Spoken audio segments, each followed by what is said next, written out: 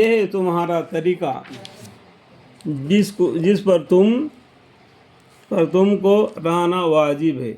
और एक ही तरीका है, जितना भी पैगंबर दुनिया में है ना, सब का तरीका एक ही है। वो क्या है? इन्न दीना इंदल्लाहिल इस्लाम, और मैं तुम्हारा रब हकीकी हूँ। देखो अल्लाह ताला बोलता है ये कि अल्लाह है, हकीकी रब है, उसके सिवा कोई मालिक नहीं। अब आयतुल कुर्सी 30वां पारे में पहले में लिखा होगा, आयतुल कुर्सी पढ़ो तब भी मालूम हट जाएगा, ठीक है।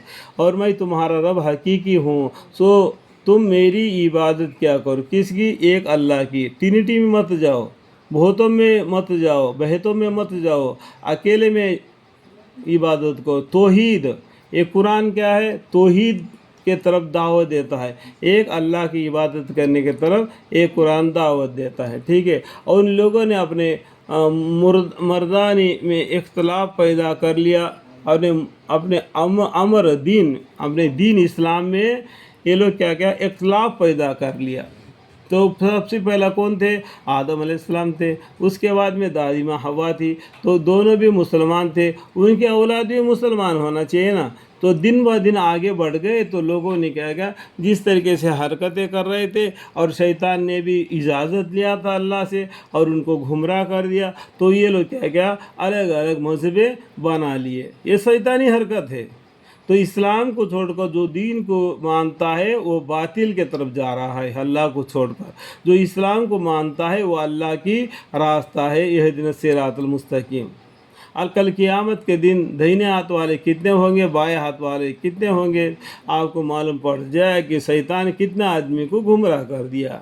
ये कुरान में शैतान के बारे में भी जिक्र कर दिया, ठीक है। उसने झूठे वादे करता है और अल्लाह ताला बिल्कुल हक़ की बात आपको बतलाते हैं। तो ये लोगों ने क्या किया, अपने दीन में इख्तलाफ पैदा कर लिया। तो इसके साथ देखेंगे, क्योंकि सब हमारे पास आने वाले हैं। और कल क़यामत के दिन जो लोग दीन इस्लाम को छोड़कर ज़िंदगी बसर किया, तो उसका मज़ा वो चखेंगे वो, क्योंकि एक दिन अल्लाह के पास दोबारा जाना ही है। ये लोग ये हिंदुइज़्म बोलता है कि death and life, death and life, death and life, कि ये मरते जीते, ये मरना जीना कुछ भी नहीं, एक ही मरते पे कई ज़िंदगी है, और मर गया तो दोबारा नहीं उठेगा। जब अल्लाह का हुक्म होगा उस टाइम पर मिलेगा, और नाम अमाल के साथ में जन्नत और दोज़ख का फैसला हो जाएगा, बस ख़त्म, ठीक है। सो जो शख्स नेक काम करता होगा और ईमान वाला भी होगा, तो उसकी मेहनत अकारत जाने वाला नहीं। जो भी मेहनत अल्लाह के वास्ते करता है, दिन में या रात में, ईमान के साथ, मर्द हो या औरत हो, उसका नेकी बर्बाद नहीं होगा। जर्रा बराबर का भी नेकी उसने करेगा, अल्लाह ताला उसको ला के हाजिरी करके उसको सजा देंगे, ठीक है। सो जख्स नेक काम करता होगा और वह ईमान वाला भी होगा, सो उसकी मेहनत का आकार जाने वाला नहीं है। और हम इसको लिख लेते हैं, अल्लाह ताला नाम अमाल में से लिख लेते हैं, औरत का भी मर्द का भी। ये नहीं समझना है औरत के लिए ये माफ़ है, ये माफ़ है, कुछ भी माफ़ नहीं।